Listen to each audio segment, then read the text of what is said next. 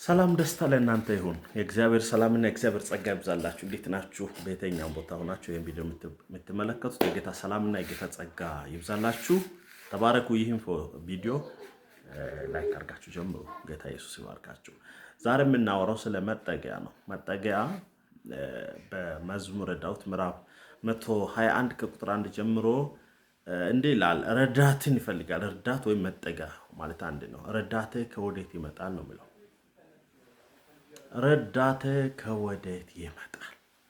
ብዙ ጊዜ ረዳት ስንፈልግ ብዙዎቹ እንስተዋወላል። አንደኛ ሰዎች ረዳት በመፈለጋቸው ምክንያት ከሰዎች ጋር ከተለያዩ ነገር ጋር ግንኙነት፣ የተለያዩ አይነት የሥራ ውል፣ የተለያዩ የመንፈሳዊ ውል፣ የተለያዩ አይነት ነገር እናንቀሳቅሳለን። እነዚህ ሁሉ በህይወታችን የምናደርጋቸው እውነተኛ ረዳት ከመፈለግ ነው። የመጀመሪያው ስለ ረዳት መጽሐፍ ቅዱስ ሲያወራ እግዚአብሔር በመጀመሪያ ላይ ለሰው ረዳት እንዲሆን ለአዳም ሔዋንን ሰጠ ይላል። ኦፍ ኮርስ ለአዳም ሔዋንን ከሰጠ በኋላ ሔዋን እውነተኛ ረዳት በመሆን አልቀጠለችም። ከትንሽ ጊዜ በኋላ የተለያዩ አይነት ውድቀት ስትራክቸሮች መጥተዋል። ስለዚህ የሰው ረዳትነት ጊዜያዊ እንጂ ዘላቂ አይደለም።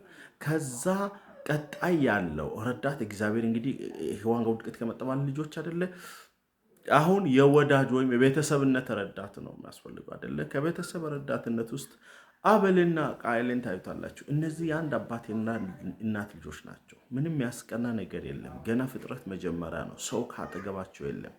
ነገር ግን ትክክለኛ የረዳትነት መስመር ስለሌላቸው ምን ተደረገ? አንዱ በአንዱ ላይ ተጣላና ገደለ ነው የምለው።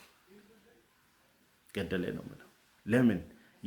የወዳጅ ረዳትነት የሚቀጥል አይደለም። ሌላው በመጽሐፍ ቅዱስ ውስጥ ይሄን የማወራው ስለ ዳዊት ህይወት ነው። ዳዊት በህይወቱ ዘመን ረዳት ከወዴት ይመጣል ነው። በጣም ነፍሱ ረዳትን በመፈለግ ነው።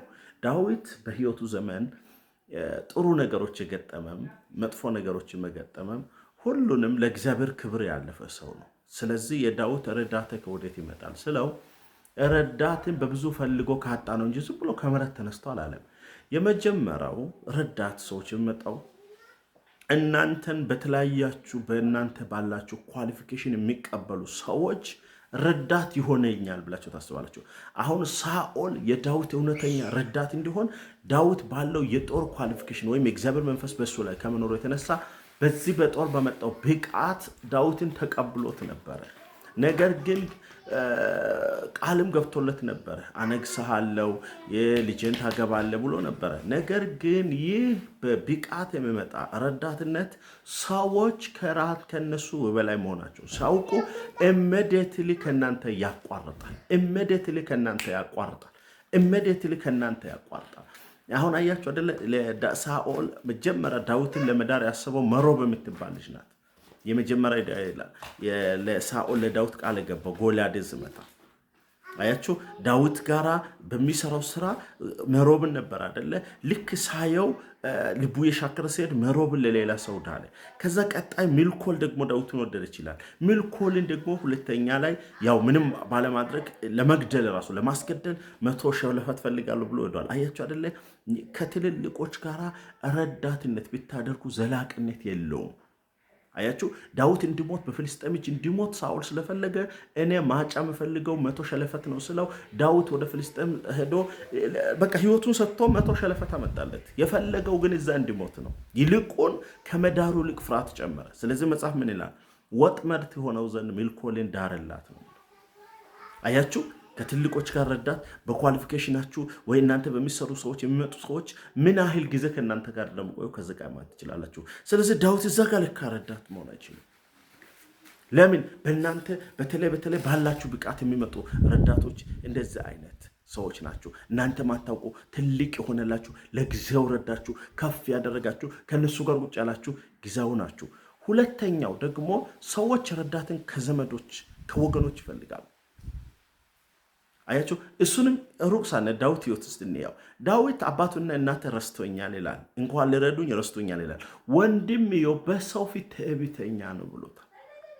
አያችሁ፣ የቤተሰብ ረዳት እስከዚህ ነው። ስለዚህ ከሰው ከቤተሰብ የሚጠብቀው ነገር ወይም ከኛ ጋር ነው፣ ዘራችን ነው፣ ወገናችን ነው የምትላቸው ነገር እንደዛ ናቸው። ለጊዜው ግን ሊታደግ ይችላል። ለጊዜው ግን የኛ ልጅ ነው ይችላል። ለጊዜው ግን ሊጠቀማችሁ ይችላል። ለጊዜው ግን ሊጠቀማችሁ ይችላል። ነገር ግን አያችሁ አይደለ፣ በሰው ፊት ኮነነው አባቱና እናቱ ለእግዚአብሔር ሰው እንኳን ለማቅረብ እሱን ረሳው ነው የሚለው። ረዳቴ ከወዴት ይምጣ? ሶስተኛው ከትዳር አጋሮቻችሁ ጋር ያለው ረዳት ነው። መጽሐፍ ሲናገር ታውቃላችሁ አይደለ?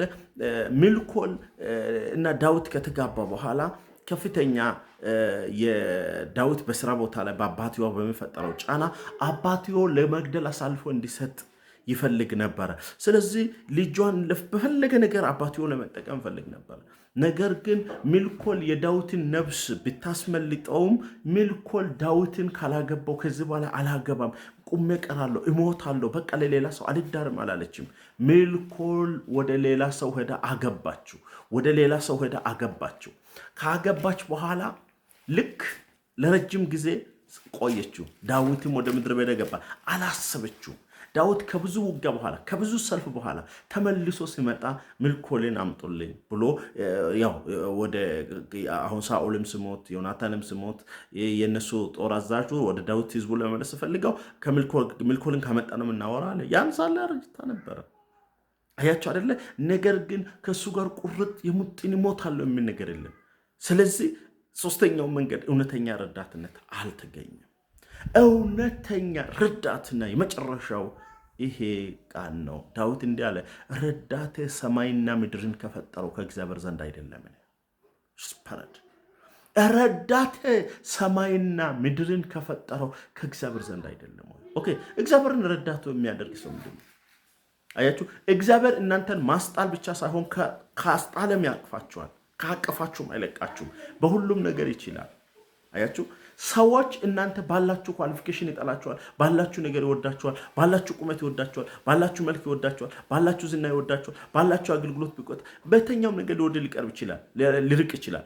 እግዚአብሔር ግን ሊረዳ ፍጥረቱ ስለሆንክ አባቴ ስለሆነ ከያዘ በማይለቅ እጁ ነው የሚይዘው፣ በማይተው እጁ ነው የሚይዘው። የረዳትነቱ በአንተ ድካምና በአንተ ብርታት ላይ የተመሰረተ ሳይሆን በሱ በጎ ፍቅር ላይ ተመሰረተ፣ በሱ በጎ ኃይል ላይ የተመሰረተ ነው። ስለዚህ ዳዊትን ረጅም ጊዜ ተሰደደ። ዳዊት ባይዘይ በሳኦል ተሰዷል።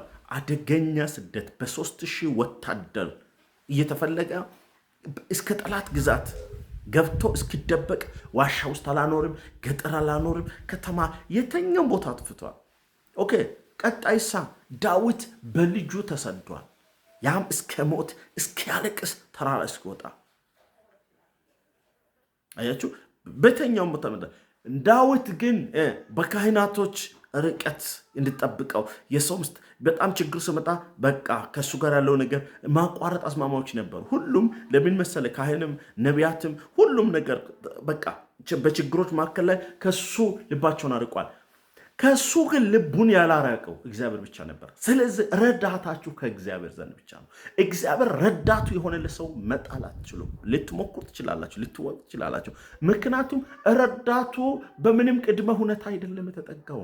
ረዳቱ ለዘላለም ነው። ረዳቱ ላይጥል ነው። ታዲያ ያንቺ ረዳት እግዚአብሔር ከሆነ ከሁሉም አይናችሁን አንስታችሁ እግዚአብሔር ጋር የመጣል ነገር መኖር አለባችሁ።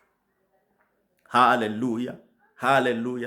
ምንም አይነት ነገር ጋር ከእግዚአብሔርን ረዳቱ ያደረገለት ሰው ቢወድቅ እንኳን ያነሰዋል፣ ቢስት እንኳን ይመልሰዋል፣ በቃ ቢጠፋ እንኳን ከጥፋት ይታደገዋል፣ በለማ እንኳን በዛ ልምላማው እንዲቀጥል ጠብቀዋል። ስለዚህ አይኖቻችን ከሰው አልተን ረዳታችን ከእግዚአብሔር ጋር በጣም ተጣብቀን ከሱ ጋር እንድንሄድ እግዚአብሔር እርዳ።